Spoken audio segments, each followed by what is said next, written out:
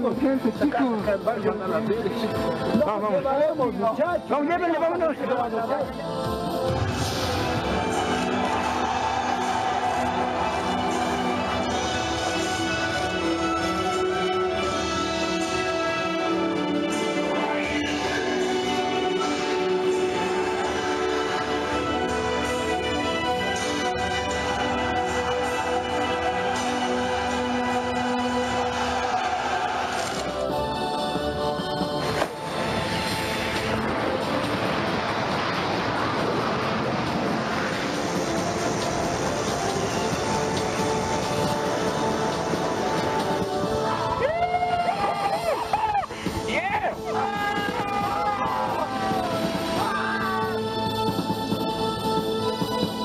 Buenas noches, bienvenidos a TV Perú Mundo. Los saluda Josefina Townsend. Hoy nos acompaña Farid Cajat. Farid, ¿qué tal? ¿Cómo estás? Buenas noches. Tras 2 meses y medio de su último lanzamiento, el régimen norcoreano volvió a disparar hoy un misil balístico con dirección, esta vez al mar del Japón. El presidente estadounidense Donald Trump recibió la noticia en el Capitolio durante una reunión con senadores republicanos.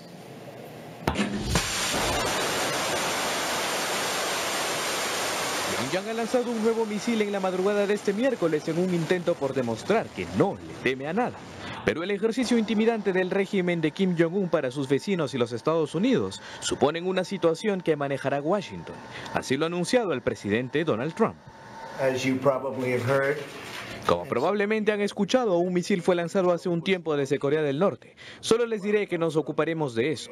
Tenemos al general Mattis y hemos tenido una discusión larga sobre esto. Es una situación que manejaremos. El secretario de Defensa James Mattis, que estaba en el mismo salón de la Casa Blanca, informó que Corea del Sur respondió lanzando misiles puntuales al agua para asegurarse que el régimen comunista entienda que están atentos y podrían responder en cuestión de minutos. Para el jefe del Pentágono, este ejercicio fue distinto a los anteriores por la altitud alcanzada por el misil. Francamente, este subió más que cualquier disparo anterior. Es un esfuerzo de investigación y desarrollo de su parte para continuar la construcción de misiles balísticos que puedan amenazar a cualquier parte del mundo.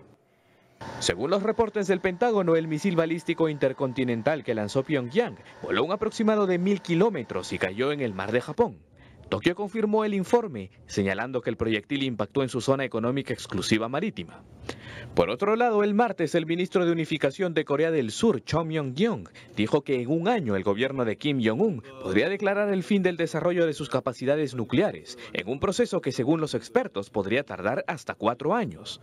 Myoung-gyon también dijo que Japón tenía señales de lanzamiento de un posible misil de parte de Corea del Norte. No se equivocaron. ¿Cuál es la importancia de lo que ha dicho Mattis sobre la altitud a la que ha llegado ese misil? Bueno, es que un misil balístico intercontinental tiene 2 características. Una primera es que tiene un alcance mínimo de 5.500 kilómetros aproximadamente. De ahí en adelante se considera que un misil tiene alcance intercontinental. La segunda es que un misil intercontinental lanzado, por ejemplo, de Corea a la costa oeste de Estados Unidos, saldría de la atmósfera terrestre para reingresar luego, antes de dar en el blanco, digamos, asignado. Entonces, claro, eso implica, digamos, una altitud muy elevada. Ahora, la pregunta a la que responde este lanzamiento es a la que nos planteábamos hace unos programas, cuando decíamos, bueno, ¿por qué no lanzan misiles en la última etapa del año, el último trimestre? Básicamente por mal tiempo, no porque hubieran grandes conversaciones en curso que estuvieran a punto de cambiar el curso de los acontecimientos. Cuando Donald Trump, el presidente estadounidense, dice nos ocuparemos de esto, ¿cómo se puede ocupar, sea Trump o sea otro presidente de un caso así? Ya ha lanzado todas las bravatas imaginables en este mundo, incluyendo la de decir que destruiría toda Corea del Norte en caso de una amenaza directa a Estados Unidos o sus aliados. Entonces, ¿ya qué más puede decir? Solo le queda ser críptico, porque es lo que alguna vez comentábamos. El líder norcoreano, siendo una dictadura en donde controla todos los medios de comunicación, puede mentir descaradamente sin pagar un costo de política interna, primero porque no hay medios independientes que verifiquen que mintió, y de cualquier modo el pueblo no tiene cómo infligirle un costo político por la mentira, no va a votar y puede elegir a su rival en la próxima elección. Por eso era, digamos, recomendable que Trump no hiciera lo mismo, porque él no está en esa situación. Entonces ya no, ¿qué más puede decir en cuanto a proferir amenazas que no haya dicho ya? Se ha dicho que puede destruir todo el país en represalia. Luego entonces solo queda dar la sensación de que estás en control de la situación cuando claramente no ese es el caso. Y darle esa sensación también a Japón, que es el más preocupado en este caso, ¿no? Porque ha sido su zona económica exclusiva. Se ha conversado por teléfono con el primer ministro Shinzo Abe, última hora, dice la agencia France Press. Trump y Abe hablan por teléfono sobre el lanzamiento norcoreano. Corea del Norte socava su propia seguridad con el lanzamiento de misil. Trump y Abe dicen. Ahora, ¿y esta prueba que ha hecho Corea del Sur, qué está tratando de mostrar? ¿Que puede interceptar el misil? Bueno, los sistemas THAAD que ha instalado Estados Unidos en Corea del Sur son para ese propósito, son baterías para interceptar misiles. Entonces, supongo que sí. Ahora, el tema es que estás tratando de enviar un mensaje que ya todo el mundo conoce, o sea, digamos, todo el mundo sabe de qué es capaz Corea del Norte y de qué es capaz Estados Unidos y sus aliados. Entonces, no creo que haya mucha novedad por comunicar. ¿Y qué podría pasar si se intercepta finalmente? Bueno, en Perú, la Cancillería y el Ministerio de Relaciones Exteriores emitió un comunicado condenando el nuevo lanzamiento de misil balístico por parte de Corea del Norte. Vamos a otro tema. En México, el renunciante ministro de Hacienda, José Antonio Meade, sería la carta del PRI para hacer frente a Andrés Manuel López Obrador en las elecciones presidenciales. Meade cuenta con el apoyo del presidente Peña Nieto y figuras importantes del partido.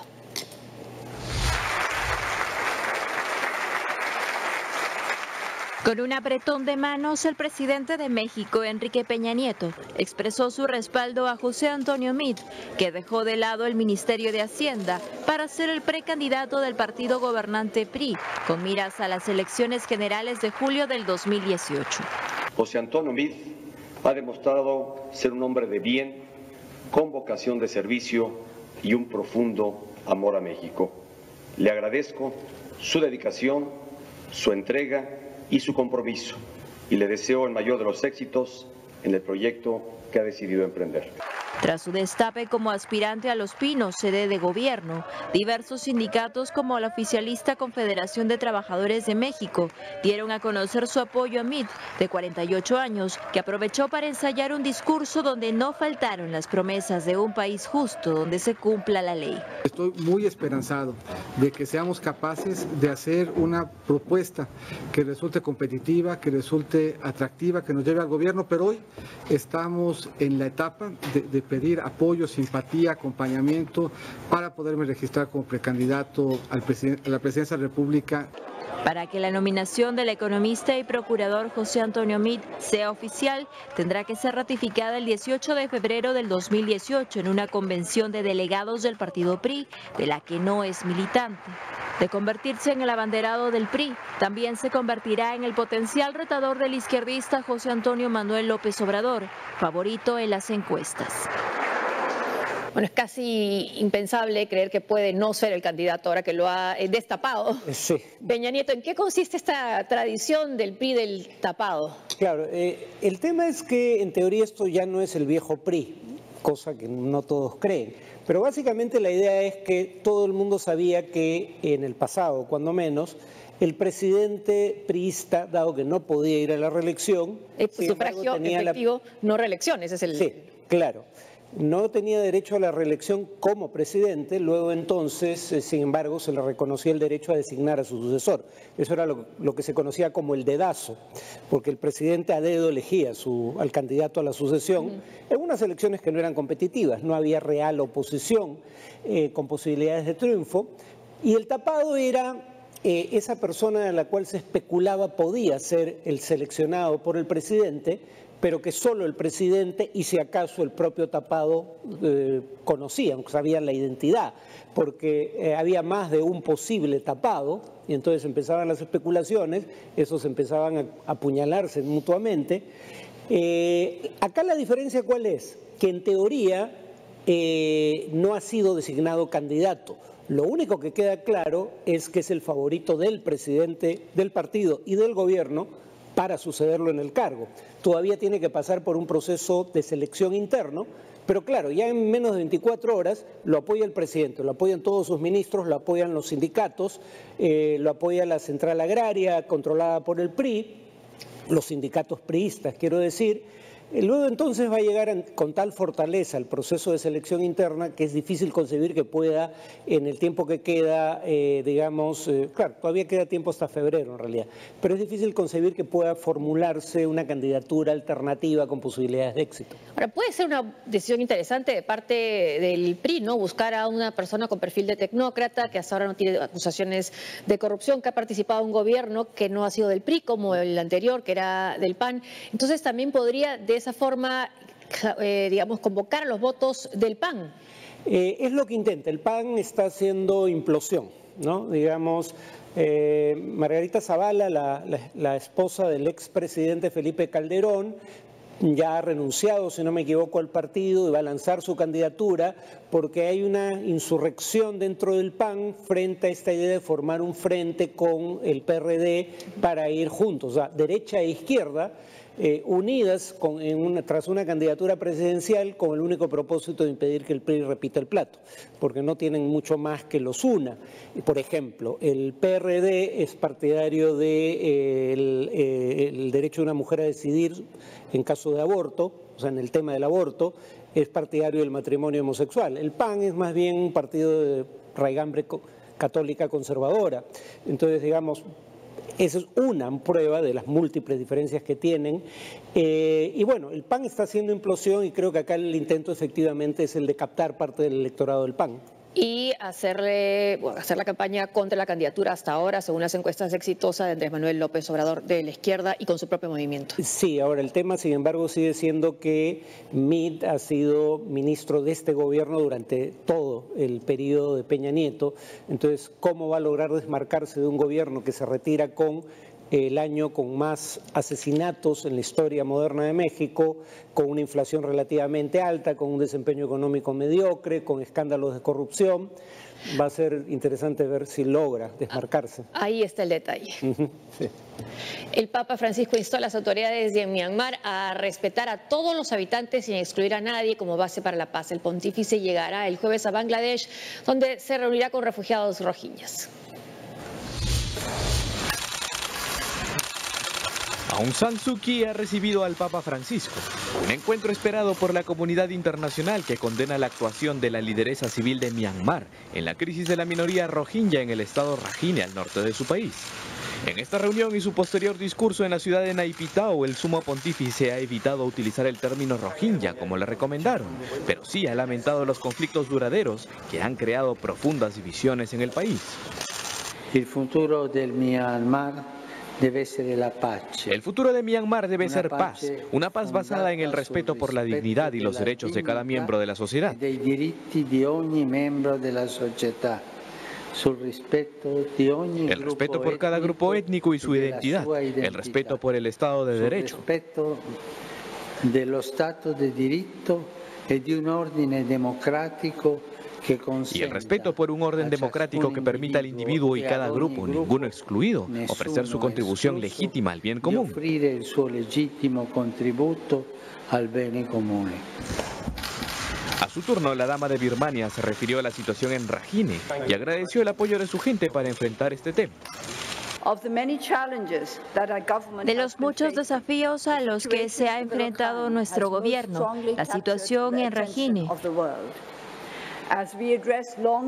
ha capturado la atención del mundo al abordar problemas de larga data, sociales, económicos y políticos que han erosionado la confianza, comprensión, armonía y cooperación entre diferentes comunidades en Rakhine. El apoyo de nuestra gente y buenos amigos que nos desea éxito ha sido invaluable. Francisco, por su parte, enfatizó en respetar las diversas creencias de los birmanos. Las diferencias religiosas no necesitan ser una fuente de división y desconfianza,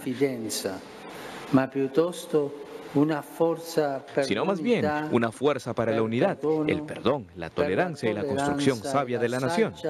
Construzione del paese. Al momento de firmar el libro de visitas, el Papa escribió: en todas las personas amadas de Myanmar invoco las bendiciones divinas de la justicia, la paz y la unidad. En tanto, el panel de derechos de las mujeres de las Naciones Unidas hizo un llamado a Myanmar a elaborar un reporte sobre la violencia sexual contra mujeres y niñas rohingyas de parte de las fuerzas de seguridad en Rakhine. El gobierno de Aung San Suu Kyi deberá prepararlo y presentarlo en 6 meses ante el secretario general Antonio Guterres. Ayer mencionábamos este tema, sí iba a referirse iba a decir la palabra rohingyas. Había un debate ahora en CNN Internacional entre un sacerdote católico y un activista de derechos humanos. Lo que decía el activista es que el Papa ha legitimado a personaje, bueno, no sino al jefe militar con quien se reunió al momento precisamente de conversar con él, y lo que decía el sacerdote católico es que, bueno, que sí puede ser que en el momento de la reunión haya mencionado a los rohingyas por su nombre y haya abordado el tema. Sí, pero ahí no tiene ninguna importancia porque el Papa no tiene cómo ejercer presión. Si lo aborda en una reunión privada el secretario de Estado de los Estados Unidos tiene comercio con Birmania, tiene relaciones diplomáticas, puede aplicar sanciones. El Papa en privado no tiene mucho que hacer al respecto.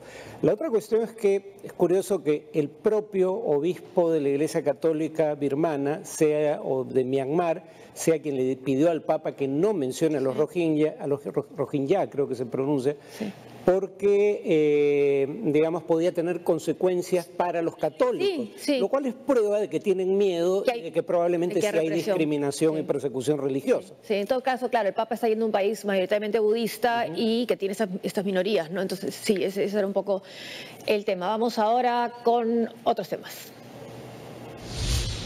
Thank you, because you're very, very special people. You were here long before any of us were here. Although we have a representative in Congress who they say was here a long time ago. They call her Pocahontas. But you know what? I like you because you are special. You are special people. You are really incredible people. And I have to, from the heart, from the absolute heart, we appreciate what you've done, how you've done it, the bravery that you displayed.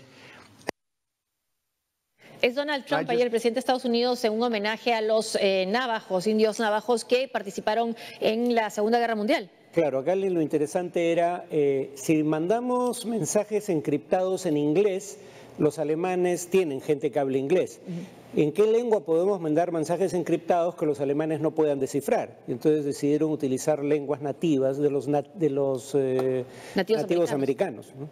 Y lo que dice ahí, y por eso que también he hecho titulares, no solamente por el mérito de los héroes de guerra, ha sido la mención a Pocahontas, que probablemente Trump conozca no por los libros de historia, sino por los dibujos animados de Disney, que es la hija de un jefe tribal indígena norteamericano que se enamoró de un colono británico. Sí. Y una actriz de origen peruano también la representó a Pocahontas. Claro. Pero Pocahontas en este caso está refiriéndose a Elizabeth Warren, a la senadora demócrata. Claro, la senadora Elizabeth Warren alega tener... reivindica sus raíces indígenas estadounidenses, de lo que ahora es Estados Unidos, y él no le cree, y entonces usa el término de manera despectiva en un acto de homenaje a nativos americanos, precisamente. Sí. Y además en un momento que necesita votos para pasar su reforma de impuestos en el Capitolio, ¿no? Ahora se ha referido también de una manera,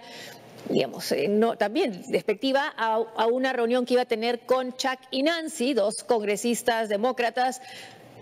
Reunión con Chuck y Nancy hoy sobre mantenimiento del gobierno abierto y de trabajo, problemas que quieren los inmigrantes ilegales en nuestro país sin control. Son débiles en crimen y quieren subir sustancialmente los impuestos. No veo un trato. Bueno, lo que consiguió con ese tuit es que no hubiera reunión con él. Claro, lo que ellos han dicho es lo que es ya la estrategia demócrata, es tratar de establecer una cuña entre el Partido Republicano y el presidente diciendo el problema no son los republicanos, es Trump. Con el mando republicano de ambas cámaras sí nos vamos a reunir. Una pausa y al volver. Conozca a la prometida del príncipe Enrique, que como Kate Middleton tampoco será princesa.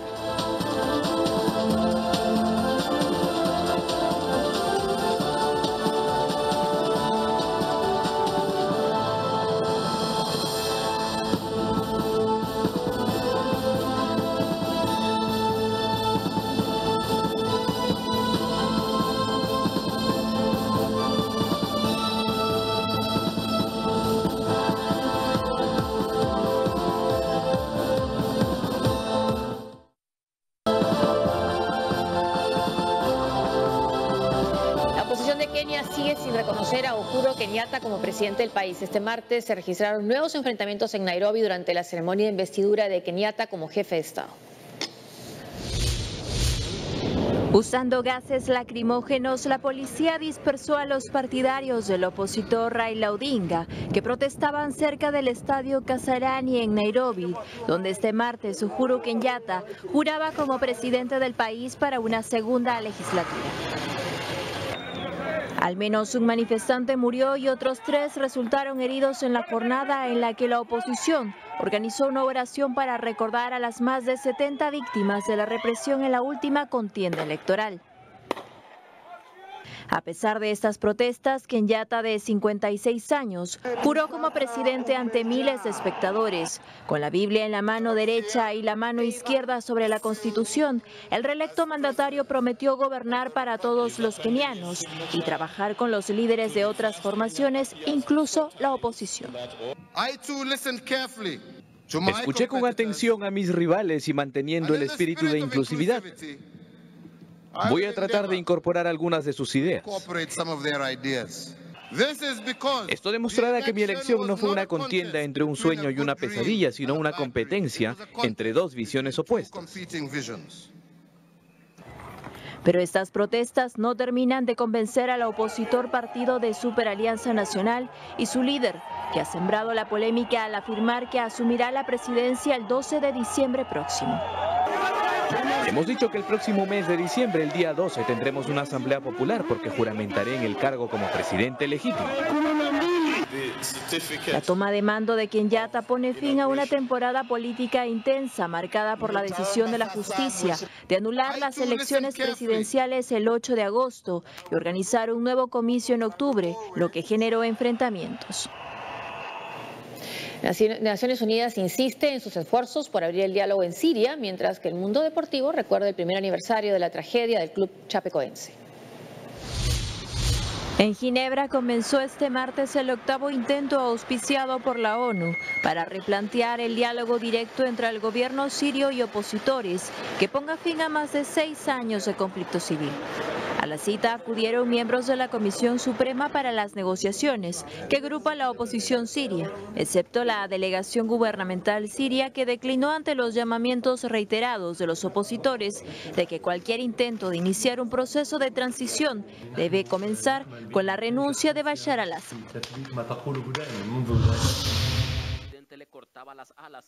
Este martes se cumplió un año de uno de los momentos más tristes de la historia del fútbol profesional, el accidente aéreo del club chapecoense, en el que murieron futbolistas, integrantes del cuerpo técnico, directivos, periodistas y la tripulación del vuelo 2933 de la boliviana Lamia. Hoy, en memoria de las víctimas, el equipo colombiano Atlético Nacional realizó una misa y develó una placa con los nombres de los 71 fallecidos en el municipio de La Unión, en Antioquia, donde cayó la aeronave que transportaba a este modesto equipo brasileño, que acababa de conseguir un cupo en la final de la Copa Sudamericana. Tras el recuento de los hechos, ni las autoridades de Brasil ni las de Bolivia han logrado esclarecer de quién era propiedad la empresa Lamia, de donde procedía la aeronave siniestrada.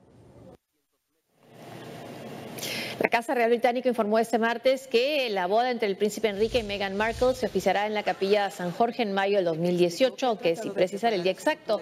Esta capilla, que data del siglo XV, puede albergar a 800 personas y se ubica en el castillo de Windsor, una de las principales residencias de la reina Isabel II. Meghan Markle será parte de la familia real británica, pero no será o no tendrá el título de princesa, al igual que Catalina o Kate Middleton, esposa del príncipe Guillermo. La hasta hoy actriz estadounidense tendrá el título de duquesa, probablemente de Sussex debido a que no procede de una casa real. En la víspera, los novios dieron su primera entrevista como pareja ya comprometida a la BBC. Escuchemos.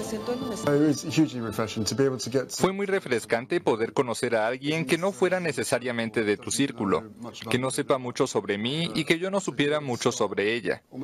Así que poder comenzar casi de nuevo desde el principio, conocerse paso a paso, luego tomar ese gran salto de solo 2 fechas y luego ir de vacaciones juntos en medio de la nada y compartir una carpa y todo ese tipo de cosas. Fue fantástico. Fue absolutamente increíble conocerla tan rápido como lo hice. Ella es increíble, ya sabes. Conocerla a través de sus ojos y no solo con el honor y respeto por ella como monarca, sino con el amor que él le tiene como su abuela. Todas esas capas fueron tan importantes para mí que cuando la conocí tenía un profundo entendimiento. Y por supuesto un increíble respeto por poder pasar ese tiempo con ella. Y hemos tenido un gran... Ella es una mujer increíble. Oh, serían uña y carne, sin duda. Creo que ella estaría encantada, dando saltos, ya sabes, emocionada por mí. Pero como dije, probablemente habrían sido mejores amigas, mejor amiga de Meghan.